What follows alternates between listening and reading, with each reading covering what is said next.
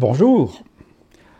Dans le cours qui commence, nous allons apprendre à tester pour obtenir des réponses dans divers domaines qui nous concernent personnellement, notre entourage ou notre action.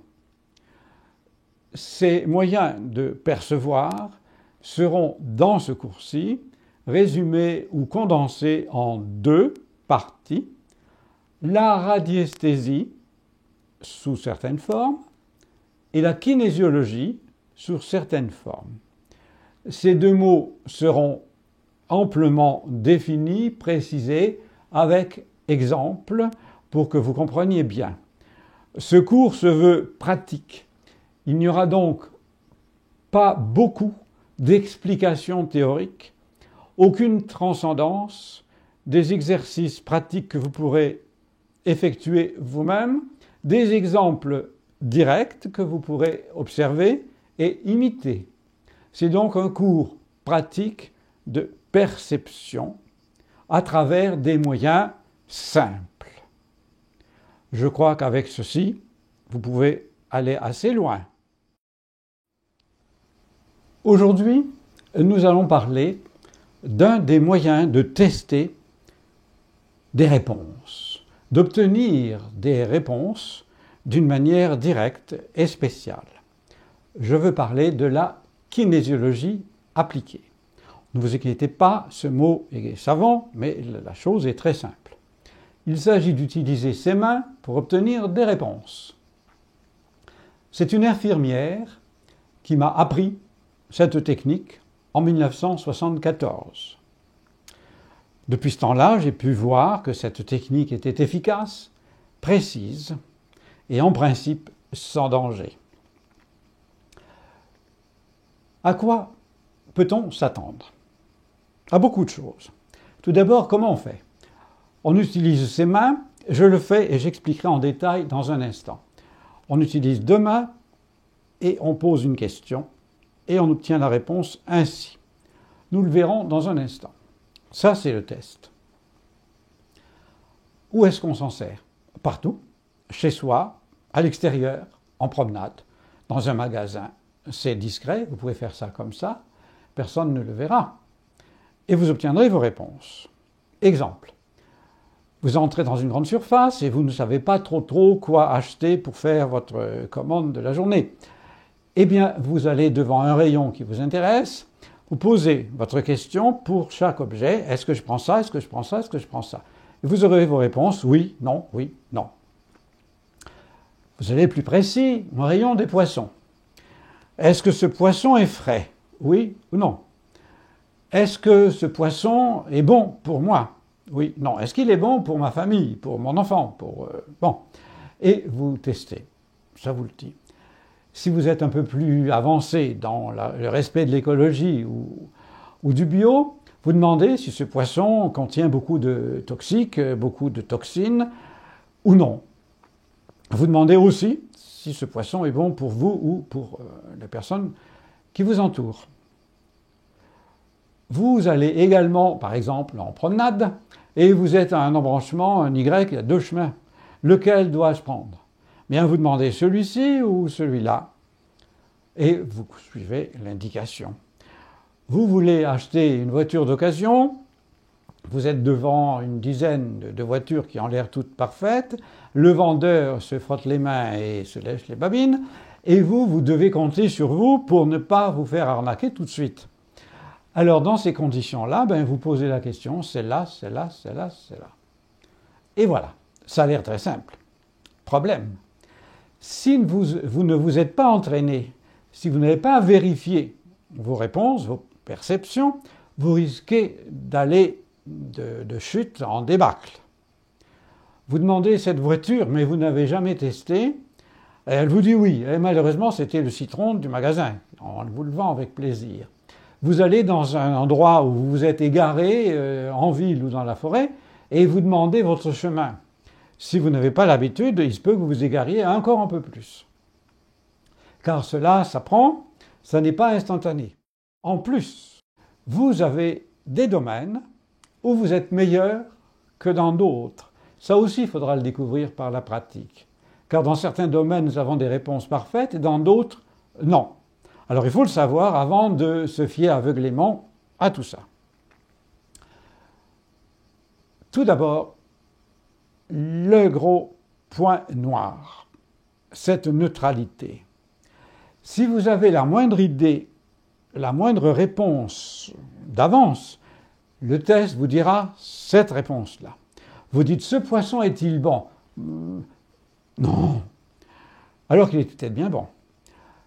Cette orange-là, ah oui. Et en vérité, elle n'était pas bonne. Bon. Parce que vous avez d'avance eu une soi-disant perception. En fait, c'est une imagination, c'est un préjugé. Et le test amplifie votre réaction. Le test n'est pas un test de magie avec baguette magique ou avec un chaudron, c'est votre énergie. Eh bien, cette énergie-là, si vous la polluez en mettant d'avance une information, cette information sera amplifiée et vous aurez votre réponse. Donc l'entraînement, ce n'est pas tellement ça que d'obtenir cette neutralité. Maintenant, ça, comment on fait? On prend deux mains. Moi, je suis droitier. Si vous êtes gaucher, changez les mains par rapport aux miennes. Main gauche, on prend deux doigts qu'on serre. Main droite, deux doigts en pince. Et on fait ça. Maintenant, les écoles de pensée ne sont pas unanimes. Pour certains, c'est ça, d'autres ça, d'autres. Personnellement, après avoir essayé tous les doigts, c'est ça mon test à moi.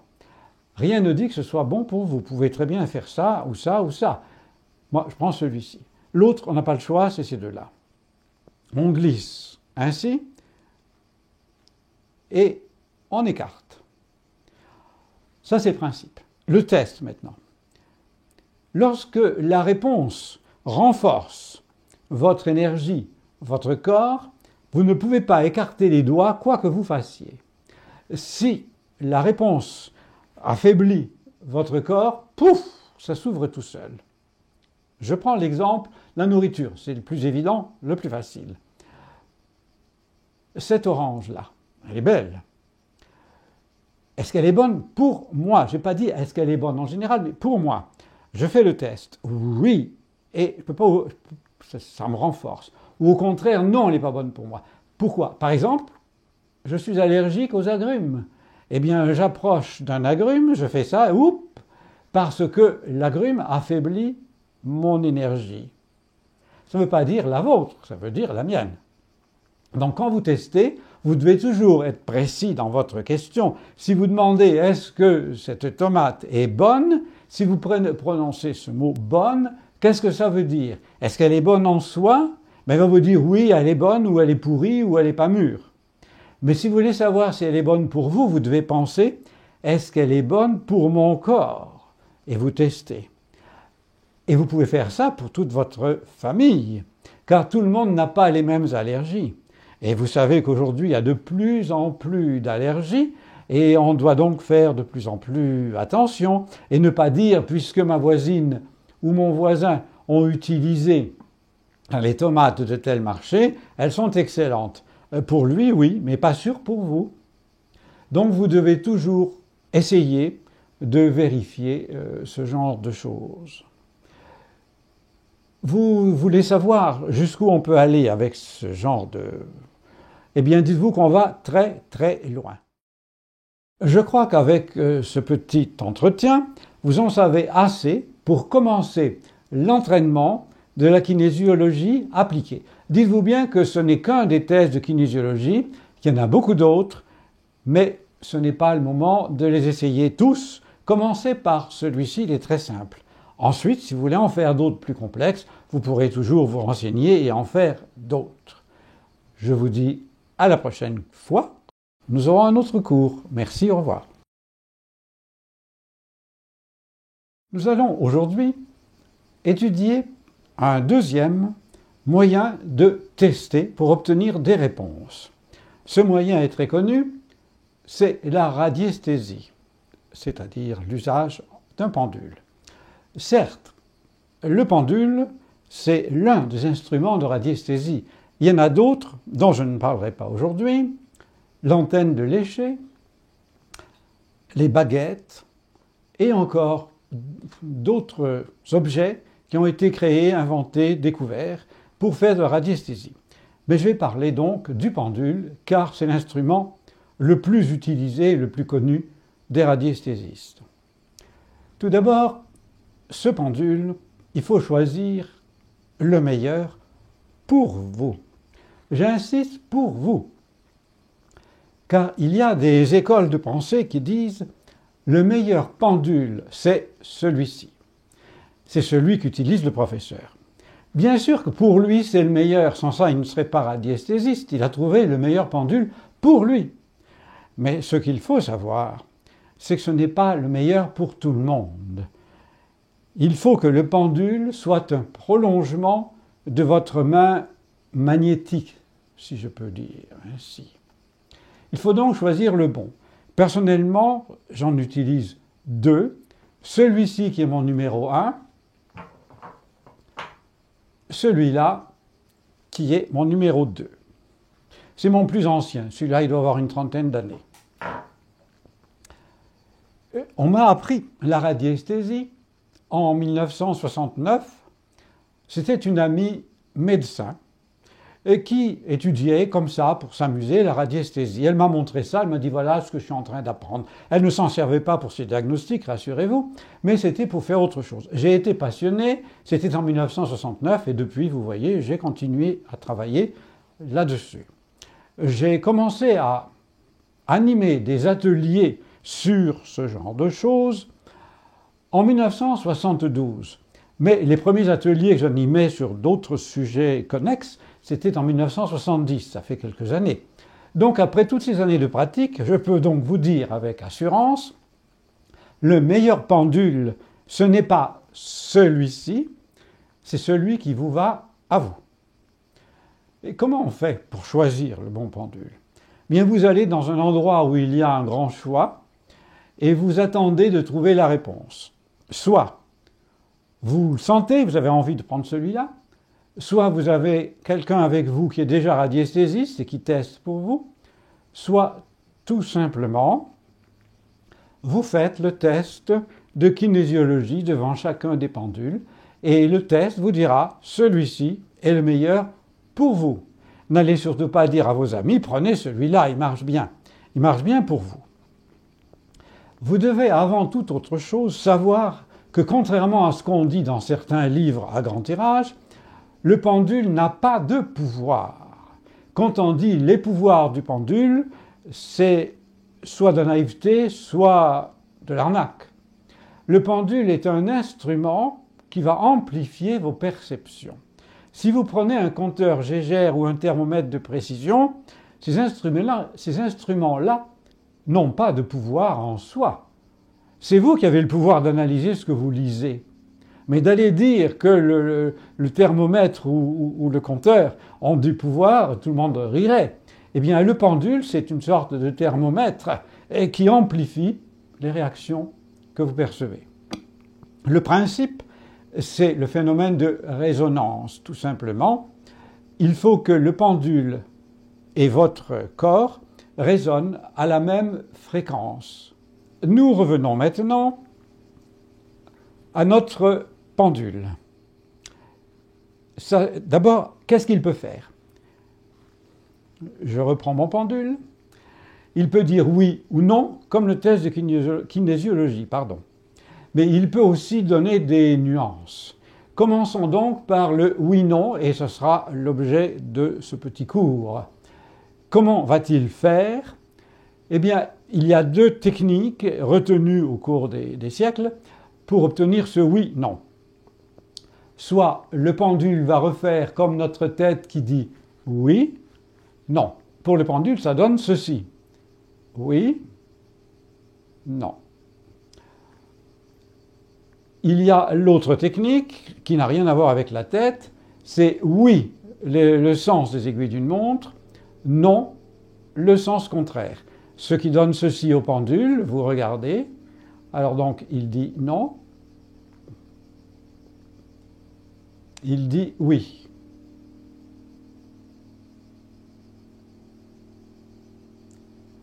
je n'ai pas triché, je n'ai pas remué ma main. Si mes doigts ont légèrement bougé, c'est que ce pendule est très lourd. Et quand vous l'aurez essayé vous-même, vous verrez que ce n'est pas truqué. Parce qu'il y aura des gens qui vous diront « Mais bien sûr, il a fait ça, il a fait ça, il a fait ça, il a fait ça. » Oui, c'est exact, on vous le dira, mais quand vous aurez essayé, vous verrez que c'est faisable et qu'il n'est pas nécessaire de tricher. Et si vous voulez obtenir des réponses, ne trichez pas, évidemment. Donc le pendule, en plus, peut faire d'autres mouvements. Il peut bien sûr tourner en cercle dans ce sens-là, dans l'autre sens, mais il peut aussi aller dans un sens comme ça, il peut aussi aller dans n'importe quel autre sens. Nous apprendrons ça un petit peu plus tard. Parce qu'on peut utiliser également des cercles gradués pour pouvoir voir les différentes intensités. Tout comme pour la kinésiologie, la grande difficulté n'est pas tellement de manipuler l'instrument que de rester neutre. Si vous pensez oui, eh bien le pendule va répondre oui. Si vous pensez non, il répondra non. Il faut absolument obtenir, et c'est ça l'entraînement et la grande difficulté, de rester neutre et vous laisser faire le pendule. Quelque chose va le faire bouger. Et ce quelque chose, c'est une énergie qui sort de votre main. On l'utilise en énergétique pour faire des thérapies, pour faire toutes sortes de choses. Et encore une fois, ce n'est pas truqué. Vous pourrez le voir par vous-même. Vous apprendrez donc à utiliser un instrument comme ça avec beaucoup de précision. Nous allons commencer par un test très simple, c'est-à-dire un test de oui-non. Voici deux objets de quartz. Nous allons savoir si l'un est naturellement chargé et l'autre non. À titre indicatif, le quartz est très répandu dans la croûte terrestre puisqu'il compose à 60% la croûte terrestre. On pourrait dire, grosso modo, que la croûte terrestre serait une sorte de grosse boule de cristal, mais de cristal un peu impur, mais ça ressemblerait vaguement à une boule de cristal. D'où l'importance du cristal lui-même. Nous allons commencer par ce quartz rose et savoir s'il contient ou non une énergie. Alors, je pose le pendule, rien ne bouge. Ce quartz est vierge. Il n'a ni bon ni mauvais.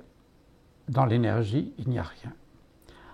La pyramide, je n'ai pas besoin d'attendre.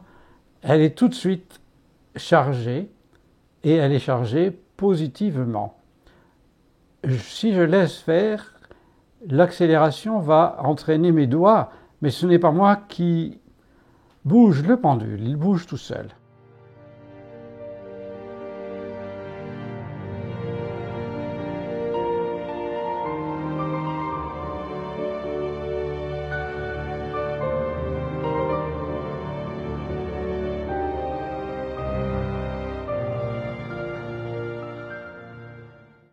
Donc, vous voyez, la pyramide est très forte. Je change de pendule pour voir si cela ferait une différence. Ça ne bouge pas. Et ça bouge positivement aussi. Vous savez qu'on utilise la pyramide de quartz pour faire de nombreuses expériences, mais ce n'est pas l'objet de cet entretien aujourd'hui. Donc nous laisserons la pyramide de côté. Nous allons nous occuper de ce quartz. Il est possible de charger ce quartz et de le relier à la force de la croûte terrestre, on dirait à la force de Gaïa. Donc, j'ai procédé à la charge de ce cristal et je vérifie maintenant si oui ou non il est chargé. Alors je reprends mon pendule d'origine et il est chargé car il rayonne maintenant énormément et on pourrait s'en servir pour faire différentes choses. Je vais prendre à titre indicatif le deuxième pendule, lui aussi. Voilà, nous avons donc deux quartz chargés. Après, ce qu'on en fait, nous verrons ça en d'autres temps. Bon, nous continuons avec les élixirs floraux. Nous supposons donc que vous avez besoin de prendre un ou des élixirs floraux. En voici 5 exemplaires différents les uns des autres. Premier test, sont-ils encore chargés? Parce qu'ils ne sortent pas de l'usine à l'instant là. Hein? Oui. Vous voyez, celui-là, il a l'air beaucoup plus fort. Très fort, moins fort. Pourquoi? Ceci, c'est un mélange. Ceci aussi. Ça, ce sont des élixirs simples. Vous voyez, très fort, moins fort. Deuxième question qu'il faudrait poser, lequel me conviendrait à l'instant? Je peux toujours faire devant vous l'échantillonneur. Voici comment on procède. Celui-ci, est-il nécessaire? Non. Non, il ne va pas. Non. Celui-ci, je peux. Il serait bon pour moi maintenant. Nuit paisible. Celui-ci, non. Donc, celui-ci, à l'instant, pourrait me convenir. Vous voyez, c'est très simple. On demande oui ou non. Et ça répond immédiatement. Mais là, il n'y en a que 5. En fait, il en existe beaucoup plus. Et il faut, évidemment, choisir dans le tas. J'enlève.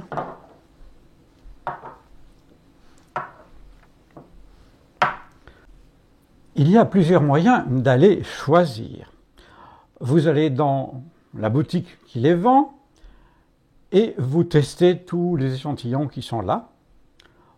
Ou vous allez sur Internet et vous regardez les photos des fleurs correspondantes. Nous allons le voir dans un instant. Ou vous êtes vous-même professionnel ou quelqu'un peut vous fournir le matériel et vous utilisez un testeur qui contient une centaine d'échantillons. Ce sont les mêmes que dans les flacons, mais en petit format. J'en sors un pour vous montrer. C'est un petit comme ça, mais il contient exactement le même que ça. Il y a un numéro dessus, on lit ce que c'est, et ensuite on teste. Alors, bien sûr, je ne vais pas tout faire. Je vous dis, vous posez le doigt sur le premier et vous demandez s'il est bon pour vous ou s'il est nécessaire pour vous. Pour le moment, il n'y en a aucun de première rangée. Voilà. À ce sujet-là, il faut vous signaler qu'il est préférable d'utiliser la radiesthésie plutôt que la kinésiologie. Car si vous devez tester 100 échantillons avec la kinésiologie, vous allez rapidement être fatigué, vos muscles vont quand même se fatiguer, car ça fait 100 exercices, et si les muscles sont fatigués, ils vont brouiller les réponses, et ça ne sera pas fiable, tandis que le pendule ne se fatigue pas, ne vous fatigue pas. Il existe une autre méthode que j'utilise, mais il faut être entraîné pour le faire. Je ne vous conseille pas de commencer avec ça, mais visez ça. Étant donné qu'il y en a 100 à tester et que c'est long, et il existe encore un autre échantillonneur que je n'ai pas apporté à l'instant, mais qu'il y en a encore autant. Je le fais par section. Est-ce qu'il y a quelque chose dans cette section qui me convient? Oui. Alors à ce moment-là, dans cette section, non. Alors dans cette section, il y en a un qui me convient. Dans ces conditions, je les teste un à un. Celui-ci. Donc celui-ci pourrait me convenir maintenant. Alors, je le prends et je lis le numéro 5B. Alors, je regarde ici. Ce que c'est que 5B, c'est Centauré. Donc, je vais dans la boutique et je commande ou j'achète un flacon de ce genre où il y aura écrit Centauré. Le tour est joué. Voilà comment on utilise les élixirs floraux. L'autre technique, vous ai-je dit, c'est de passer au catalogue en photo. Je vous signale que pour arriver à passer au catalogue photo, il faut auparavant vous entraîner. Car ici, il y a directement l'énergie qui rayonne. Vous entrez en résonance directe avec l'énergie qui sort du flacon ou du petit testeur. C'est la même chose. Tandis que lorsque vous passez par un catalogue avec des images, il faut que quelque chose en vous sache ce que représente cette image pour pouvoir entrer en résonance, sinon vous obtiendrez à peu près rien ou des fantaisies gratuites. Voilà, c'est tout pour l'instant. Je vous avais dit qu'on pouvait tester à partir d'un catalogue de photos des fleurs ayant servi à la fabrication, si je puis dire, des élixirs. Voici le site que j'utilise régulièrement. Voici comment on fait. On commence par la lettre A, bien sûr, et on a tout ce qu'il faut pour aller comme ça, très longuement, vous voyez, jusqu'à la dernière. Comment on fait? Comme je vous l'ai dit, on vise celle-ci, et est-ce que c'est nécessaire pour moi? Non. Je prends la suivante, pour moi, non. Non. Voilà, c'est aussi simple. C'est exactement comme avec les petits échantillons ou les flacons, c'est le même principe. Mais je vous rappelle que vous devez sentir ce qui est là pour qu'il y ait la résonance. Sinon, il n'y aura rien du tout. Voilà, vous savez comment tester. Nous allons maintenant apprendre à tester l'intensité. Et ça, la radiesthésie est imbattable pour ça. La kinésiologie aura des grandes difficultés pour obtenir des résultats aussi précis. Voici donc un testeur le plus simple qu'on puisse imaginer, que vous pouvez construire très facilement à l'ordinateur ou même avec une règle.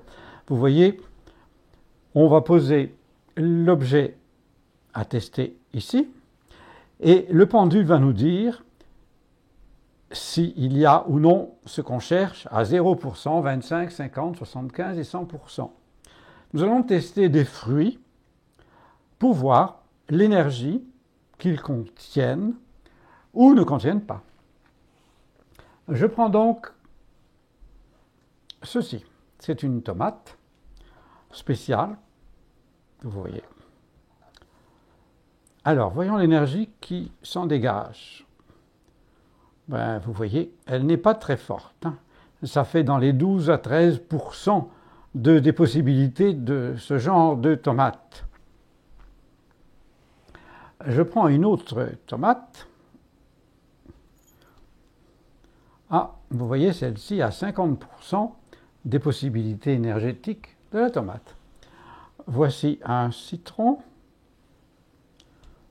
Ah, lui, vous voyez, il est dans les 85% de possibilités. Voici un avocat. Ah, il est à 100% d'énergie. Une belle pêche. Voilà, rien. Voilà. Alors, des problèmes de souffrance. Voilà. Maintenant, nous savons ça. Deuxième partie. Qu'est-ce que je peux manger, moi, dans mon état? Alors, je prends le citron, puis-je le consommer? Alors, oui. Est-ce que je peux prendre le jus? Oui. Si je prends le zeste? Oui. Bien. Voici l'avocat. Puis-je le prendre? Non. Ah.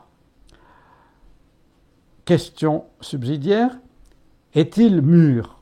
Non. Alors évidemment, on ne peut pas le prendre. Je ne sais pas si je suis assez précis à l'instant. Une fois mûr, je pourrais... Oui. Alors une fois mûr, je pourrais le prendre. Cette tomate, puis-je Non, elle n'est pas bonne pour moi à l'instant. Celle-ci. Est-ce que je peux la prendre? Oui. Cette pêche, je vous rappelle qu'elle avait 0. Puis-je la prendre? Non. À ce sujet, je vais vous montrer qu'on ne triche pas avec le pendule comme on pourrait imaginer parce qu'il va directement au bon endroit. Je prends donc le citron qui a été très fort et je fais le pendule, je le fais bouger à 0 comme certaines écoles de radiesthésie proposent. Il faut toujours faire bouger le pendule, dit-on. Personnellement, je dis non. Si nous sommes branchés en résonance, le pendule va démarrer tout seul et il n'a nul besoin d'aide pour démarrer. Là, je trie, je le fais démarrer à 0 pour que vous puissiez voir comment il va se déplacer sans que moi je puisse intervenir. Voilà, et il va sur le 100. Eh bien, essayez de tricher, et si vous y arrivez, vous me le direz. Parce qu'il est impossible, avec nos mouvements de doigts, de faire ce que vient de faire le pendule. Je recommence, pour ceux qui n'auraient pas très bien saisi la chose, je le mets sur 25 exprès, et je demande maintenant quelle est son énergie.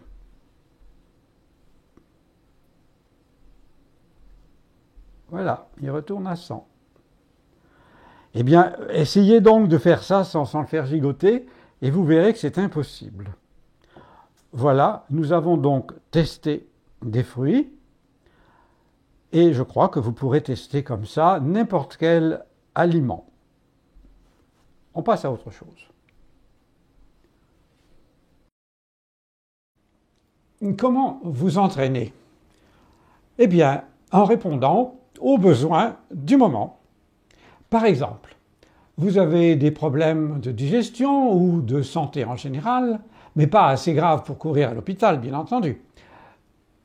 Vous pouvez tester et obtenir les réponses pour savoir quel aliment prendre, quel complément alimentaire prendre, s'il faut faire ceci ou cela pour améliorer votre digestion ou votre santé en général. Vous commencez le jardinage ou vous êtes en plein jardinage.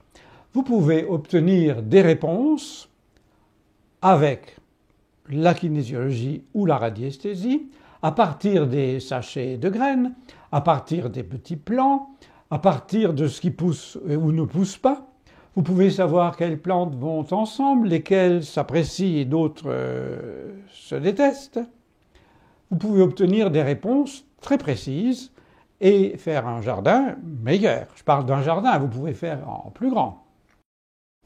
Si vous êtes thérapeute, vous pouvez également choisir vos instruments de travail, vos suppléments que vous allez conseiller, vos élixirs éventuels, enfin tout ce que vous pouvez utiliser, ou quelle technique employer.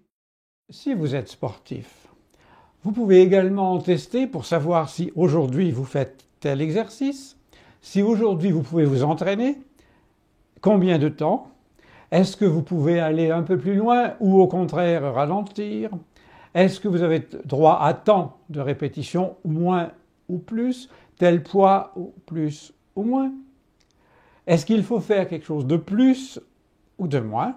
Vous pouvez donc adapter votre sport avec ce que vous allez tester. Si vous avez un travail particulier pour gagner votre vie ou votre passe-temps, vous pouvez également poser des questions pour dénouer des situations plus ou moins difficiles où vous ne voyez pas d'issue. Vous pouvez tester et puis dire telle personne pourra faire ça, telle autre devrait faire ça, ou je devrais faire ça, ou aller lire ça, ou vous pouvez obtenir toutes ces réponses par la radiesthésie, la kinésiologie.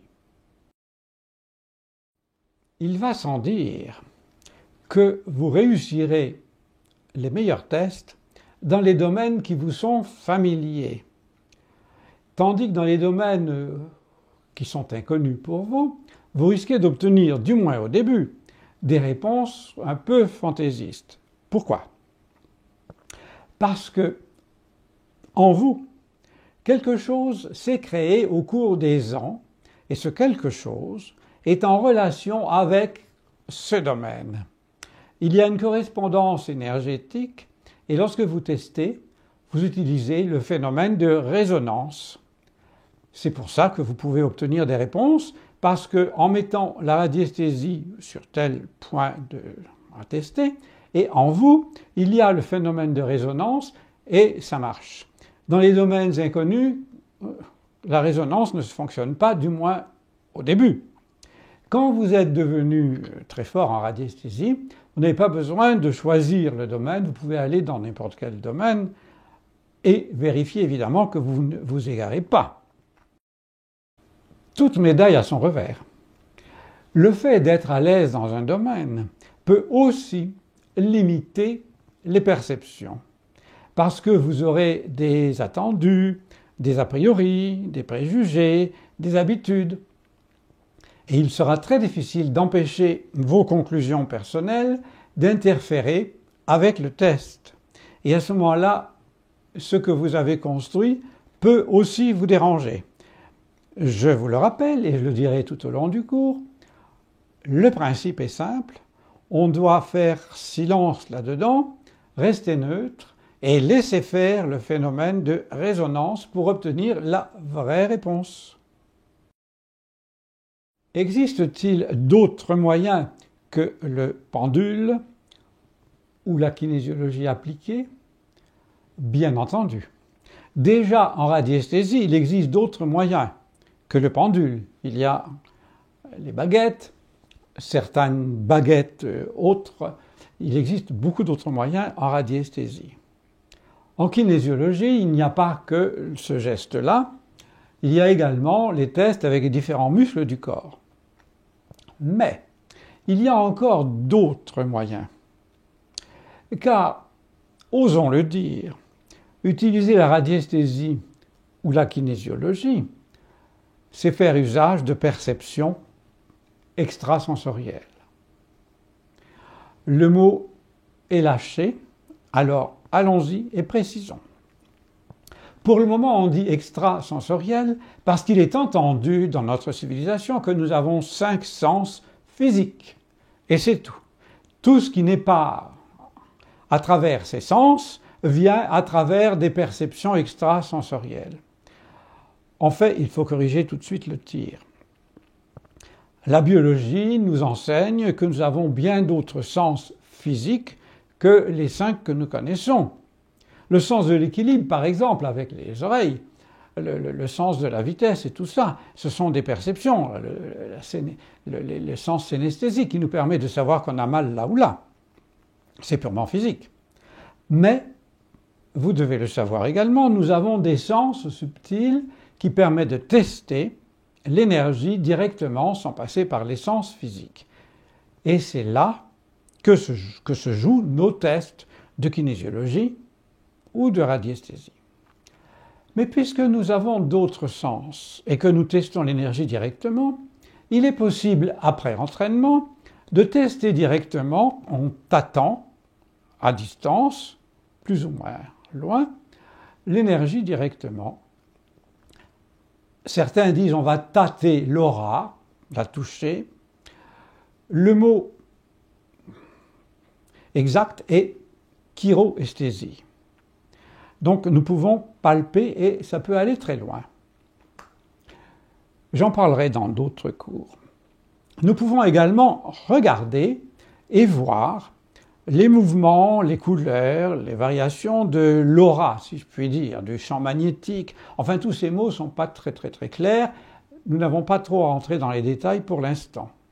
Nous pouvons également nous brancher sur d'autres consciences et entendre des réponses directes. Par exemple, dans la nature, tout le monde maintenant a entendu parler des esprits de la nature.